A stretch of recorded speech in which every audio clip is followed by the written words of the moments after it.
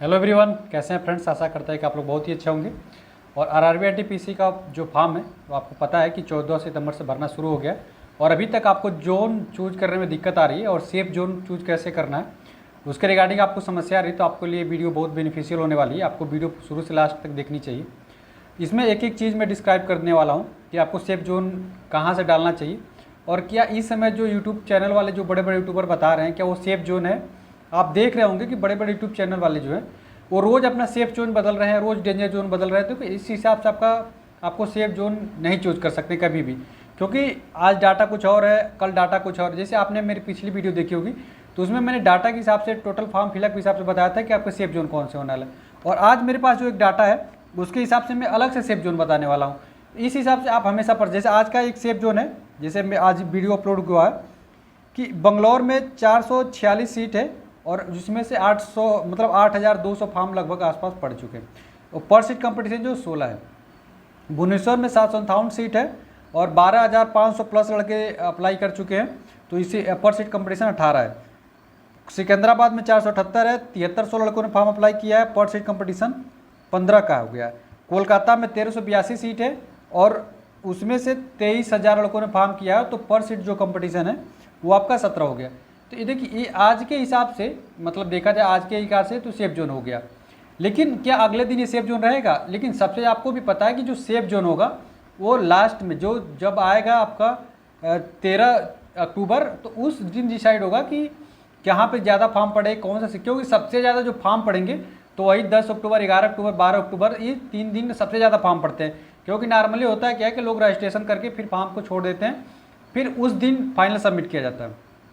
इसलिए आप लोग को देखिए सेफ जोन निश्चित तौर पर कैसे डिसाइड करना चाहिए और आपको नौकरी करने में कहाँ पर अच्छा लगेगा, ये सब चीज़ आपको ध्यान रखनी चाहिए। तो मैं आपको बता, जोन में नौकरी करने में मज़ा आ रहा हो, सबसे पहले जिस जोन में आपको नौकरी करने आपको लगता है कि मुझे मुंबई में अच्छा लगेगा, मेरी लाइफ स्टाइल थोड़ी अच्छी हो जाएगी, वहाँ पे मेरे बच्चों का फ्यूचर अच्छा हो जाएगा, तो आप मुंबई सोच रहे हैं तो बिल्कुल गलत नहीं सोच रहे, आपको मुंबई चले जाना चाहिए, कोई दिक्कत नहीं है और भर्ती भी ज़्यादा हुई है। इसी तरीके से यदि आपको ये लगता है कि मैं एवरेज स्टूडेंट हूँ, मैं मतलब मेरे स्कोर बहुत अच्छा नहीं आता है और मैं नॉर्मली टॉपर स्टूडेंट का कंपटीशन नहीं कर सकता है, तो मुझे कहाँ पे पान, तो आपको साउथ में चले जाना चाहिए, बंगलौर चले जाना चाहिए, चेन्नई चले चाहिए, भुवनेश्वर चले जाना चाहिए था।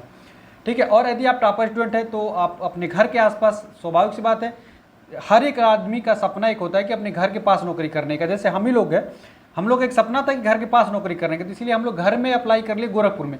लेकिन एक मतलब एक तरीके से क्या करेंगे, एक सिलेक्शन प्रोसेस ये है कि हम लोग का सिलेक्शन जनरल कैटेगरी में हो गया, इसकी वजह से हम लोग घर से दूर हो गए। तो ये सिलेक्शन प्रोसेस की वजह से भी हम लोग मतलब गोरखपुर जोन में ही है लेकिन थोड़े घर से दूर हो गए। तो इसीलिए करें कि सबसे पहले आपको नौकरी वहाँ पे फॉर्म अप्लाई करना चाहिए जहाँ पे आपको मज़ा आ रहा हो, जहाँ आपको नौकरी करने में मज़ा आए। सबसे पहले मज़ा आनी जरूरी है और सिलेक्शन होनी जरूरी है। ये नहीं कि बस मज़ा भी नहीं आ रहा है और जैसे आपका कभी मन ही नहीं था साउथ में जाकर नौकरी करने का, मतलब आपने कभी सोचा ही नहीं था कि घर से इतनी ज़्यादा दूरी पे जाकर नौकरी करने का, और आपने वहाँ पे फॉर्म अप्लाई दे लिए, तो ये सब होगा क्या कि आपका कभी मन ही लगेगा पढ़ाई में। कभी आप पढ़ने भी बैठोगे तो आपका मन ही नहीं लगेगा पढ़ाई करने में, पढ़ाई आप कर ही नहीं पाओगे। समझ पा रहे हैं चीज़ों को? तो इसीलिए आप अपने हिसाब से देख लीजिए आपके हिसाब से क्या बेस्ट है। यार कोई यूट्यूबर क्या आपको समझाएगा, आपसे कोई समझदार ज़्यादा है, सिलेक्शन आपको लेना है। हम आपसे थोड़ी समझदार है यार, आप ज़्यादा हमसे समझदार हैं और सारे यूट्यूबरों से आप लोग ज़्यादा समझदार हैं। तो इस चीज़ को आप लोगों को कभी भी भूलना नहीं चाहिए। और आप लोगों को क्या करना चाहिए कि 2-3 चीज़ों का ध्यान रख लीजिए कि यदि आप एवरेज स्टूडेंट है तो स्वाभाविक सी बात है आपको दूर जाना ही पड़ेगा। ठीक है, आप साउथ में चले जाइए। यदि आप एवरेज स्टूडेंट है और आपकी कैपेसिटी इतनी ज़्यादा है कि टॉपर स्टूडेंट को टक्कर दे सकते हैं, तो आप अपने घर के आसपास जोन चूज कर लीजिए, वहीं से सिलेक्शन आपका हो जाएगा। देखिए ज़्यादा डिफरेंस आता नहीं है, बस वही कॉन्फिडेंस का खेल होता है एग्जाम में। आपको कॉन्फिडेंस लेवल हाई है, आपको मज़ा आ रहा है इस नौकरी का, जैसे आप पोस्ट प्रिफरेंस भी जब चूज करेंगे तो आपका पोस्ट प्रिफरेंस आपसे हिसाब से अच्छे से होगा, तो आपको बहुत मज़ा आएगा नौकरी मतलब एग्जाम देने में। जैसे आपको पता चल जाएगा मेरा पोस्ट प्रिफरेंस गलत हो गया तो फिर आपको डिसअपॉइंटेड हो जाएंगे। तो इसीलिए मैं कह रहा था, तो आपको जोन चूज करते समय 2-3 चीज़ों का ध्यान रखना चाहिए। सबसे आप ध्यान रखिए कि नंबर ऑफ वैकेंसी कहाँ पे ज़्यादा है। दूसरी चीज़ आपको ध्यान रखने वाली चीज़ है कि नंबर ऑफ वैकेंसी के बाद से कि आपके घर से दूरी के आसपास कितनी है और कट ऑफ कहाँ की कम जाएगी।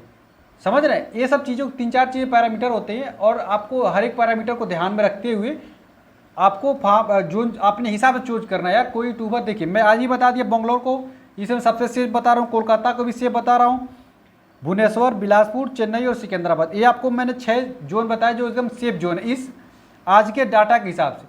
लेकिन ऐसा तो है नहीं कि लास्ट डाटा के हिसाब से ये जोन सेफ रह जाएंगे। ये आपको ही डिसाइड करना है कि आपको सेफ जोन कहाँ पे चूज करना है। लेकिन मैं जनरली एक बात बता दूं आपको, देखिए मैं किसी भी डाटा को हिसाब न लगाते हुए मैं बोलूँ सेफ जोन की बात मैं करूँ एवरेज स्टूडेंट के लिए, टॉपरों के लिए नहीं। टॉपर तो भाई कहीं भी अपना सिलेक्शन ले जाएंगे, लेकिन एवरेज जो भी स्टूडेंट मेरे भाई देख रहे हैं इस वीडियो को, उनके लिए मैं सेफ जोन की अगर बात कर लूँ तो किसी भी डाटा पर आपको ध्यान नहीं दे रहा है, मैं बता रहा हूँ सेफ जोन, उस चीज़ को चुनिए, उस जोन को चूज कर लीजिए। सबसे ज़्यादा मुझे सेफ जोन लग रहा है भुवनेश्वर, गुवाहाटी, बंगलौर, चेन्नई, मुंबई, समझ पा रहे हैं, ये सेफ जोन है एकदम। अगर आप इन जोनों में चूज कर लेते हो तो आपका सिलेक्शन डेफिनेटली हो जाएगा। यहाँ पे बहुत सारे लड़के नहीं जा पाएंगे, बिलासपुर में लड़के जाएंगे, आप बिलासपुर भी सेफ जोन है मैं मानता हूँ, लेकिन बिलासपुर में आपको थोड़ी सी दिक्कतें का सामना कर पाएंगे।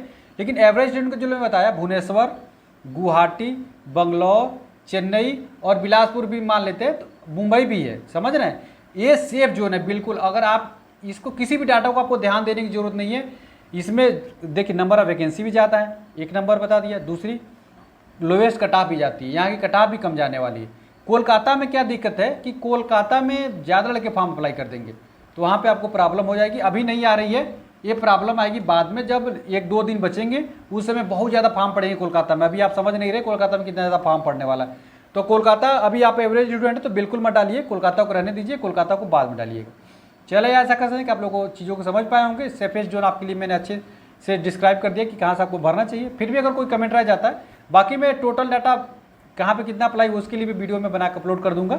बाकी मिलते हैं अगले वीडियो में। वीडियो अच्छी लगी तो वीडियो को लाइक कर दीजिएगा। मिलते हैं अगले वीडियो में फ्रेंड्स, तब तक के लिए फ्रेंड्स जय हिंद।